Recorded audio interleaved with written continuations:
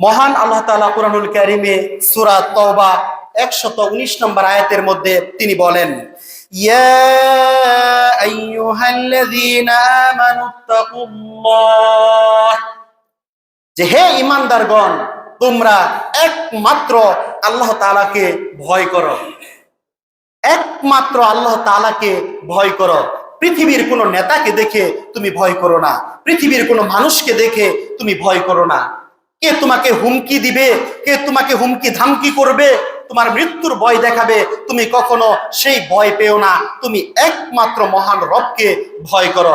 যদিও তোমার মৃত্যু অবধারিত হয়, তারপরও তুমি সত্যের পক্ষে থাকো, তুমি সত্য কথা বলো, একমাত্র তুমি মহান রবকে ভয় করো।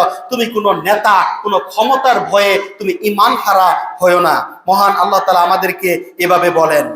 শুধু এ কথাই নয়, তিনি আমাদেরকে আরো বলেন, ওয়াকুনু মা'আস সাদিকিন, তোমরা সত্যবাদীদের সাথে থাকো। আমাদেরকে মহান আল্লাহ তাআলা বলতেছেন যে তোমরা সত্যবাদীদের সাথে থাকো। আমরা কি এটা চাই? আমরা কি সত্যবাদীদের সাথে থাকতে চাই নাকি মিথ্যাবাদীদের সাথে থাকতে চাই? অবশ্যই আমরা সত্যবাদীদের সাথে থাকতে চাই, যারা সত্য কথা বলে, যারা ইনসাফের কথা বলে, যারা ন্যায় প্রতিষ্ঠা করতে চায়, মহান আল্লাহ তাআলার আনুগত্য করতে চায়, এরকম সত্যবাদীদের সাথে আমরা থাকতে চাই। তারপর মহান আল্লাহ তাআলা বলেন সূরা বাকারা 42 নম্বর আয়াতের মধ্যে বলেন, ওয়ালা তালবিসুল হক বিল বাতিলি ওয়া তাকতুমুল হক ওয়া আনতুম তা'লামুন, তোমরা সত্যের সাথে মিথ্যার মিশ্রণ করো না, সত্যকে মিথ্যার সাথে মিশিয়ে দিও না, আর জেনে শুনে তোমরা সত্যকে গোপন করো না।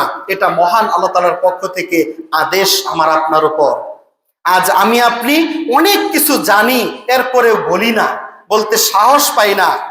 এই যে সত্যের সাথে মিথ্যার মিশ্রণ করে দিচ্ছি, এটা মহান আল্লাহ তাআলার পক্ষ থেকে আমাদেরকে সাবধান করা হচ্ছে যে তোমরা সত্যের সাথে মিথ্যার মিশ্রণ করো না, আর জেনে শুনে বুঝে তোমরা মিথ্যাকে তোমরা প্রকাশ করবে না মৃত্যুর ভয়ে, এরকম যেন না হয়। তোমরা অবশ্যই অবশ্যই জেনে শুনে সত্যকে গোপন করো না।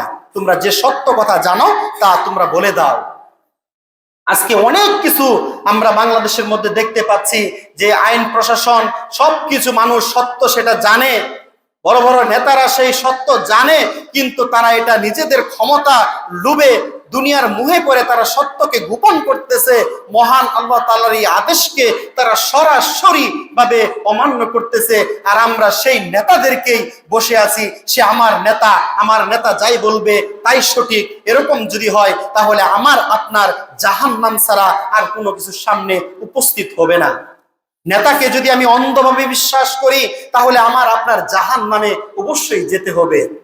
এই জন্য নেতা যাই কিছু বলুক, সত্য কথা বলুক আর মিথ্যা কথা বলুক, যে যেভাবেই নেতা চলুক, আমি আপনি যেন সত্যের পথে থাকতে পারি, সত্য কথা বলতে পারি, সত্যের সাথে মিথ্যার যেন কখনো মিশ্রণ না ঘটায়।